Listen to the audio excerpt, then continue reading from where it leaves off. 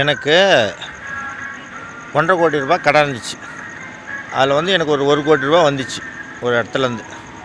Maximum கடன் பூரா கட்டிடலாம் அப்படின்னு சொல்லிட்டு என்ன பண்ணேன், லிஸ்ட்டு போட்டேன். 1,50,00,000 லிஸ்ட்டு போட்டேன். அதில் ₹1,00,00,000 மட்டும் யார் யாருக்கு முக்கியமோ ₹2 வட்டிக்கு வாங்கினவங்களுக்கு அவங்களுக்கு எல்லாத்தையும் கிளியர் பண்ணிடலான்ட்டு பண்ணேன். மீதி 50,00,000 வந்து இந்த குவாரிக்கு பார்ட்னராக அந்த மாதிரி அதெல்லாம் வட்டி இல்லை, அது கொஞ்சம் மெதுவாக கூட கொடுக்கலாம். ஆனால் கழுத்தை நெரிக்கிற மாதிரி இருக்கிறது மட்டுமே கொடுக்கணும்னு சொல்லிட்டு அவங்களுக்கெல்லாம் கொடுத்துக்கிட்டே வந்தேன். ஒருத்தராக கொடுக்கும்போது ரவுண்ட் பண்ணிக்கிட்டே வந்தேன். யார் யாருக்கு எவ்வளோ தரணும் அப்படின்ட்டு நம்பர் போட்டு ரவுண்ட் பண்ணிக்கிட்டே வந்தேன். ஒவ்வொருத்தராக கொடுத்துக்கிட்டே வந்தேன். அதில் மேக்ஸிமம் எல்லாத்துக்கும் ரவுண்ட் போட்டுக்கிட்டே வந்தேன். கொடுக்க ஒவ்வொருத்தர் தான் அந்த ரவுண்ட் பண்ணிக்கிட்டே வந்தேன். அதில் ஒருத்தர் மட்டும் ஃபோன் பண்ணி கேட்டார். ரொம்ப நாள் கழிச்சு, வருஷம் கழிச்சு ஃபோன் பண்ணி கேட்டார், நம்மளை பார்க்க வேண்டியதானே கொஞ்சம் அப்படின்னாரு. அதுக்கு நான் சொன்னேன், உங்கள் வீடு தேடி பணம் வரும் அப்படின்னு சொன்னேன். நான் அப்படியே அந்த வார்த்தையிலே அப்படியே அசந்து விட்டார். எனக்கு அந்த வர வேண்டிய பணத்துலன்னு கொஞ்சம் பெண்டிங் இருக்குது, அதனால் உங்கள் வீடு தேடி பணம் வரும்னு சொன்னேன். கண்டிப்பாலும் கொடுத்துருவாங்கன்ற நம்பிக்கை தான். அதாவது லிஸ்ட்டு போட்டு யார் யார் கொடுக்கணுமோ நம்பிக்கை துரோகம் பண்ணுறதில்ல. யார் யார் நம்பி நம்ம கொடுத்தாங்களோ அவ்வளோத்துக்கும் அசல் வட்டி எல்லாத்துக்கும் மேக்ஸிமம் கிளியர் பண்ணியிருக்கிறேன். அதனால் கடன் இருந்துச்சுன்னா கடன் வட்டிக்கு வாங்கியிருக்கிறன ஒழிய கோடிக்கணக்கில் கொடுக்குறதுலாம் கிடையாது.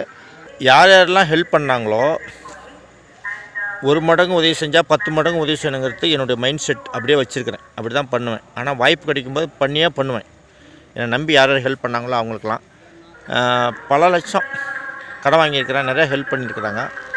அதில் ஒரு நண்பர் வந்து அவர் கொடுக்க வேண்டிய அமௌண்ட்லாம் கொடுத்துட்டேன். ₹1,00,000 இன்ட்ரெஸ்ட் போட்டு கொடுத்தாச்சு.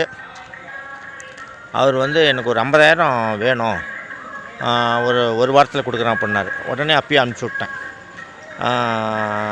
ஒருத்தர் எங்கள் பையன் படிப்புக்காக எக்ஸாமுக்காக கொடுத்தாரு, ₹1,00,000 வாங்கி கொடுத்தாரு வேறு ஒரு இடத்துல.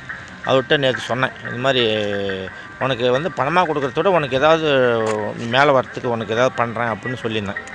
உடனே அவர் வந்து பேங்க் அக்கௌண்ட்லாம் பார்த்துட்டு அவர் தான் ட்ரான்ஸ்ஃபர் பண்ணார் ஆந்திராவில்.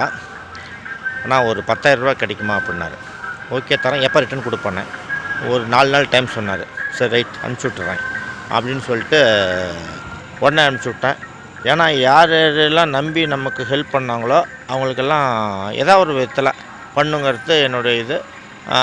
நம்ம இப்படிலாம் கஷ்டத்துக்கெல்லாம் உதவி பண்ணோம், நம்மளை பணம் அவங்ககிட்ட வந்திருக்கும்போது நம்மளுக்கு ஹெல்ப் எதுவுமே கொடுக்கலையாடா அப்படின்னு நினச்சிடக்கூடாது, ஃபீல் பண்ணிக்கூடாது. அதுக்காகன்ட்டு கிடையாது, சுபாவமே அது.